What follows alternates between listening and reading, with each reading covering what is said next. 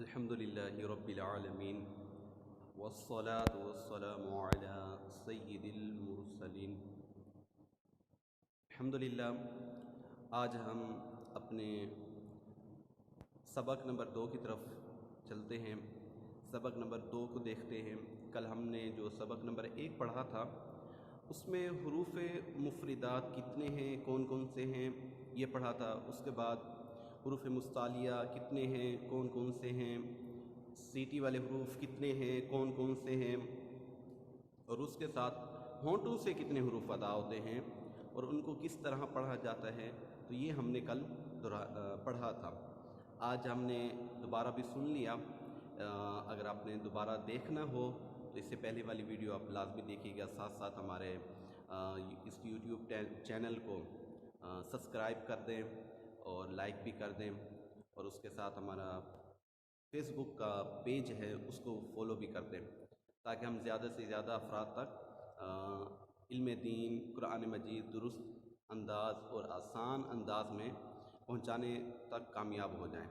میں کامیاب ہو جائیں۔ تو آج ہم اپنے سبق نمبر 2 کی طرف چلتے ہیں۔ یہ کل ہم نے جو پڑھا تھا پہلی تختی کے وہ قواعد تھے۔ آج ہمارا یہ سبق نمبر 2 ہے، تو اس کی طرف آج ہم چلتے ہیں، دیکھتے ہیں کہ ان حروف مفردات یعنی حروف تہجی کو کس طرح پڑھا جاتا ہے۔ تو آپ نے پہلے بھی پڑھا ہوگا، کسی نے بے تے سے پڑھا ہوا ہوگا، کسی نے الف پڑھا ہوگا یا الیف پڑھا ہوگا۔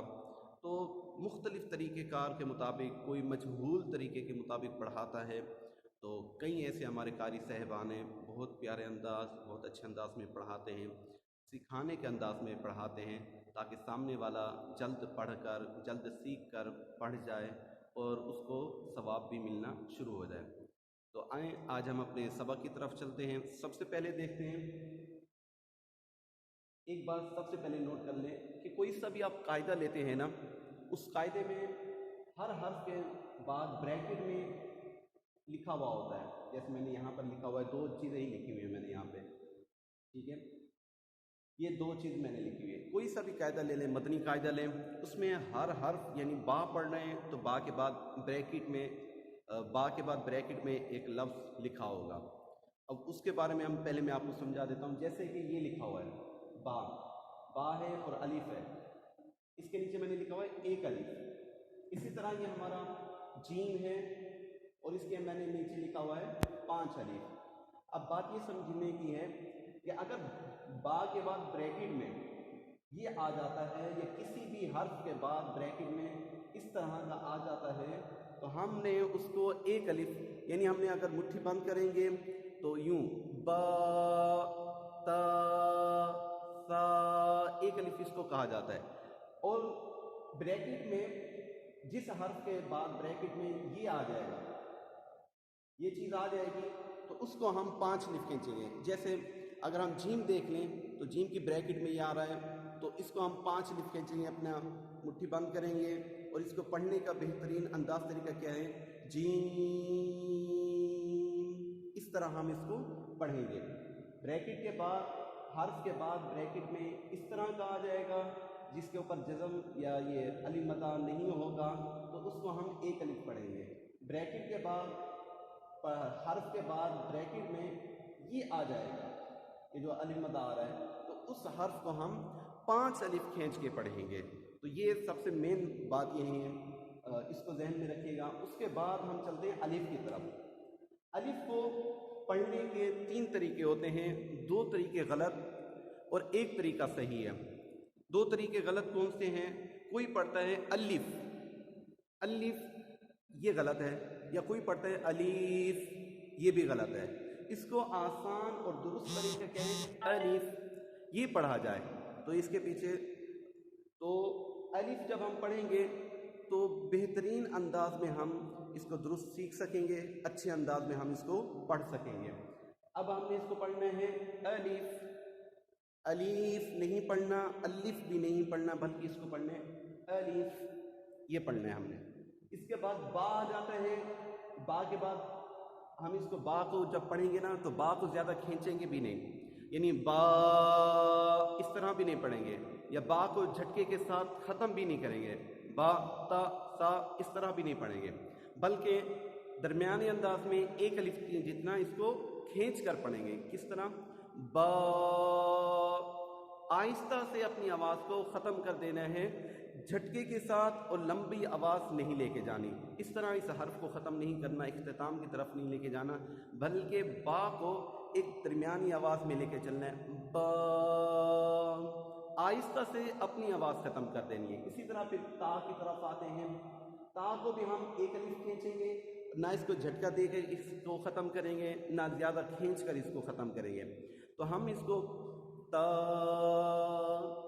اسی طرح سا بھی ہے، سا کو نرمی کے ساتھ پڑھا جاتا ہے، سا سا، اس طرح اس کو پڑھا جاتا ہے۔ اب جیم آ گیا، با تا اور سا ایک الف ان کو کھینچنا ہے، اور جیم جو آ گیا، جیم کو ہم 5 الف کھینچیں گے، جیم،